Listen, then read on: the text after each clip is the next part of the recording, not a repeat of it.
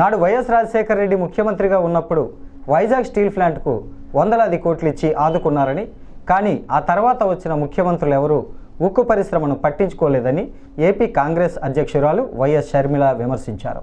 మేం మోడీతో మాట్లాడతాం, ప్రైవేటీకరణ కాకుండా ఒప్పిస్తామని ఇప్పుడు టీడీపీ వాళ్ళు మాట్లాడుతున్నారని, మరి మోడీ ఒప్పుకోకపోతే విశాఖ ఉక్కు పరిశ్రమను ప్రైవేటీకరణ చేస్తారా అని షర్మిల టీడీపీ నేతలను సూటిగా ప్రశ్నించారు.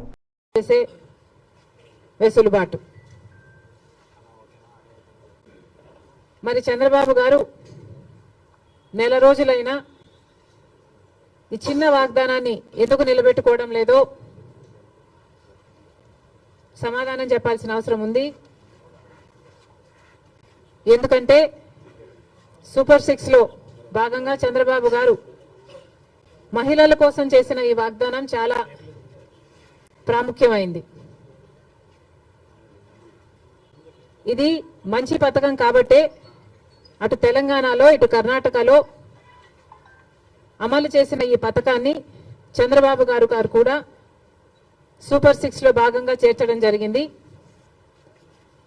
మరి తెలంగాణ ప్రభుత్వం రేవంత్ రెడ్డి గారు కాంగ్రెస్ పార్టీ తరఫున ముఖ్యమంత్రి అయిన ప్రమాణ స్వీకారం చేసిన రెండో రోజే మహిళలకు, అమ్మాయిలకు, ట్రాన్స్జెండర్స్కు ఆర్టీసీ బస్సులలో ఫ్రీ ప్రయాణం చేయగలిగారు, అమలు చేయగలిగారు. అధికారంలోకి వచ్చిన 2 రోజుకి. కర్ణాటకలో కాంగ్రెస్ పార్టీ అధికారంలోకి వచ్చిన 3 వారాలకే ఆర్టీసీలో మహిళలకు ఫ్రీగా ప్రయాణం చేసే వెసులుబాటు కలిగించగలిగారు.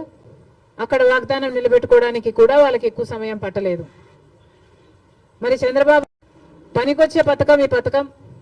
మరి ఈ చిన్న పథకాన్ని అమలు చేయడానికి చంద్రబాబు గారికి ఇంత సమయం ఎందుకు పడుతుందో, దీంట్లో విధి విధానాలు ఏముంటాయో, పరిశీలించాల్సింది ఏముంటుందో మాకైతే అర్థం కావటం లేదు. ఎందుకంటే విధి విధానాలు దీంట్లో పరిశీలించి చేయాల్సింది ఏముంటుంది? మహిళలు